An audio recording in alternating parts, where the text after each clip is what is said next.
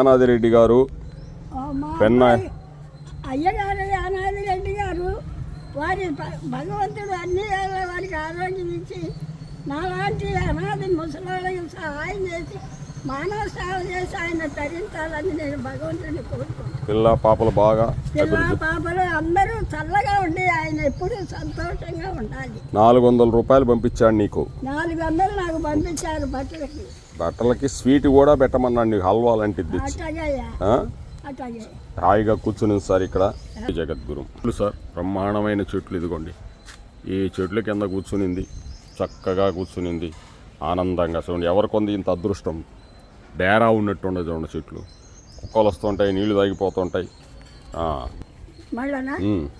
గూటిలో చిలకేదిరా అదేలో చిలకేదిరా అన్నా గూడు చిన్న పోయరా కొరట దాటి బాటలేని దాటి గుడిలోనే రామచిలుక గుట్టల పాలయరన్న గూటిలో తిలకే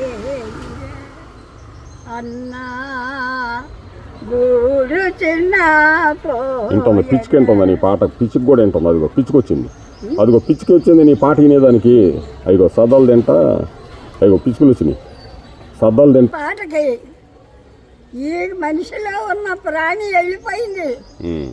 ఈ ప్రాణి ఏదిరా లేదు, ఎటు పోయిందో, కోట దాటిపోయింది, దారి లేదు, తెన్ను లేదు.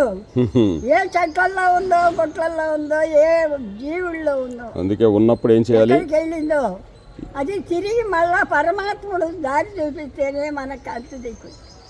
నాయన కాపాడాలి అందరినీ, మానవ సేవ చేసే మహనీయులందరినీ భగవంతుడు సేవ, జీవుల సేవ.